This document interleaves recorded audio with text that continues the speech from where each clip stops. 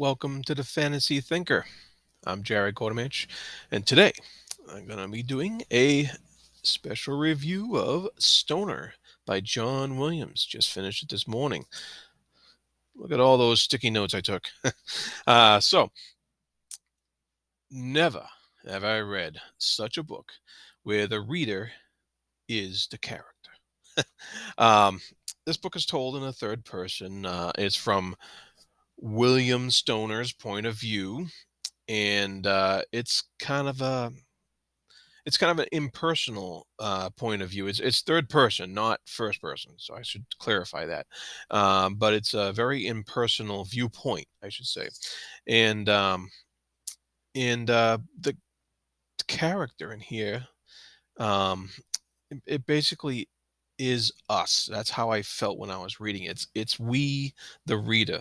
The story in the book on its surface, it's actually so mundane. It's so regular. It can't be like recommended on like plot points, excitements, sudden unexpected things happening or anything like that, amazing plot revelations or anything like that. No, this book is what I call a reader's read. It's a book specifically written for people like us, people who love literature, love to read, and that it's kind of similar to highly technical metal bands and some classical music and stuff like that, where um, it's a band that musicians listen to because they appreciate the skill level that goes into the music that is getting made. It's not music designed to attract a casual listener or be background music or anything like that. It's music that requires active listening, where you actually have to pay attention to what they're doing and go, "Oh yeah, okay, that's cool."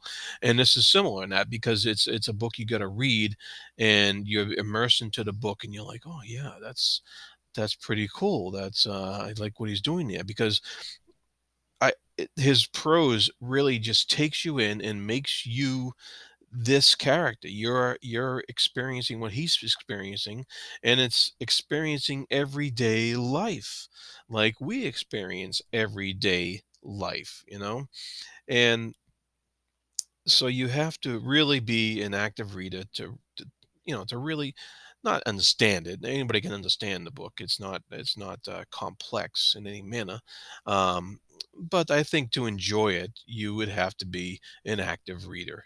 Um, the the main theme running in this book is love. Love is the main theme here.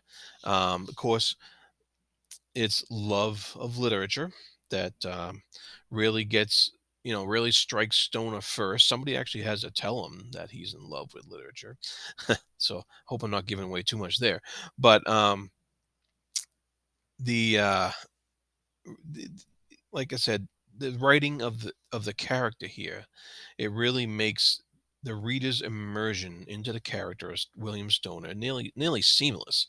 His character loves to read. We become Stoner because of that, and because most people's lives are, let's face it, mundane. We also can completely relate to Stoner on that level. None of us are out there slaying dragons, other than the everyday mundane task of getting up and going to work or school or whatever. So, we got education, we got work, we got marriage, we got kid, we get the challenges of life and work. That's what Stoner goes through in this book. And it's what happens is it becomes a riveting experience of self-reflection. And as William Stoner is self reflecting on his life, so are we upon ours, because we are living this life with him as he goes along. And the impersonal point of view or viewpoint that, Williams gives us through Stoner's character, it kind of helps reinforce that feeling. And so, it gives Stoner a certain detachment from his own life so that we, the reader, can get in there and feel it for him almost.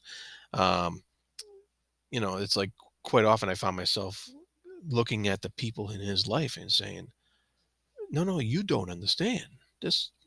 You don't understand what's going on here. Um, trying to defend Stoner or defend myself as I'm reading there.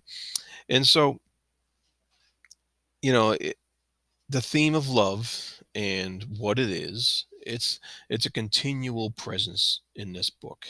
It comes up all the time. He falls in love.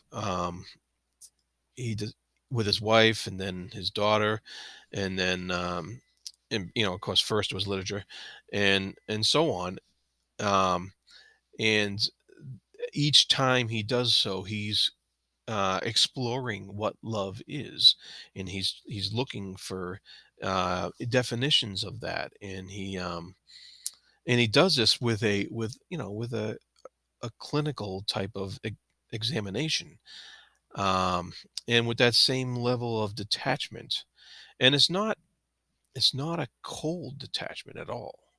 Um, it's more of a sense of awe and wonder that Stoner has at what's going on, what's happening to him in this life. He's kind of in wonder of it all. He's definitely in wonder of the literature that he learns about and then goes on to teach about. And he teaches about that literature with a great passion. He loves it, and it's always a sense of wonder when he first meets his wife, and it's a sense of wonder of her person and who she is, and it's a sense of wonder of who his daughter is and who she becomes, and this small creature that eventually grows up, and so his detachment is not at all cold. It's just his personality, and it's the personality written by John Williams, so that we are able to immerse ourselves in that situation and, like I said, feel for him. Um, and his view of love changes as he becomes older and wiser and more experienced, just as ours do. And so, you know, this is not fantasy literature, but I think it's important for people who read fantasy literature, like a lot of us do here on YouTube, and in sci-fi and horror and in all the other genres, um, because we read fantasy because we like to experience the other. We like to read about it. We like to see the what if, the speculation, um, and and then in all the stuff that we read, there is always some sense of familiarity introduced to the experience, in order to relate to the story or the characters. Um, and Stoner, though, is not that book. Uh, Stoner is about experiencing the same, the opposite of the other. And in that sense, it kind of realigns the self to appreciate the other even more, I think. And in the end, it's you know, we appreciate the love that we feel for fantasy literature, you know, I even more than we already do, if that's even possible. Um, and so I just wanted to make that correlation because I am the fantasy thinker after all, so I gotta throw that in there somewhere.